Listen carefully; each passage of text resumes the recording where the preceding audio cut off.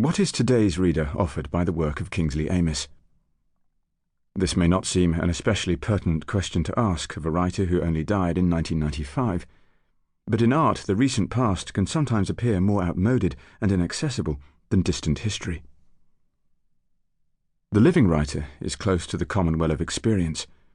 Once the writer has died, and can no longer articulate our contemporary world for us, he is exposed to the more brutal judgment of time. What in his work is timeless? What, if anything, makes it worth preserving? Of course, definitive answers to these questions aren't always found. Dead writers continue to go in and out of fashion, their work suddenly meaningful again in one era, and then failing to make sense in the next. It is often the most passionately contemporary writers, Kingsley Amis was one, whose reputations decline most steeply in their absence, for obvious reasons. Relevance becomes irrelevance.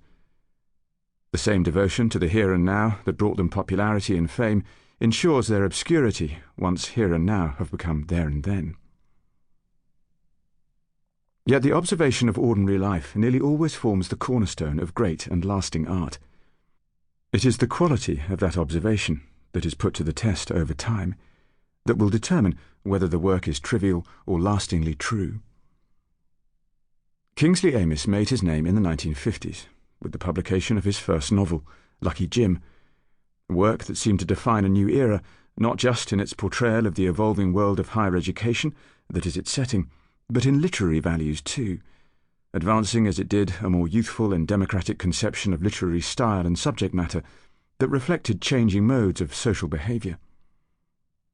In Lucky Jim, Amis reprised the black comedy of Evelyn Waugh and reclothed it in the provincial workaday garb of the ordinary middle classes. And if, in doing so, he belied something of his artistic seriousness, he was rewarded for it with instant acclaim. His story of a young provincial university lecturer's sufferings at the hands of academic bores, pretentious snobs, prissy disapproving women, and spoiled, culturally elitist young men was a huge commercial and critical success. It laughed at everyone who needed laughing at in that cramped, class-bound decade. It gave a likeable validity to the new forms of life. To social and sexual freedoms it showed as modest, funny, authentic. Amis was himself a university lecturer during this period. He taught at Swansea, where he lived for many years with his wife and 3 children, and so he knew whereof he wrote. Indeed, the integrity of Lucky Jim, and of Amis's work generally, derives from its autobiographical impulse. Though he wrote assiduously in different forms and genres, he considered himself a poet first and a novelist second. It is for its hold on unadorned life that his writing was and is esteemed. Yet if Amis kept close to the sources of his own experience, it may partly have been out of a kind of humility, almost a shyness in the face of questions of art. Self-deprecation, usually in the guise of comedy, is a hallmark of an Amis project. Humour was his mode of attack and of address.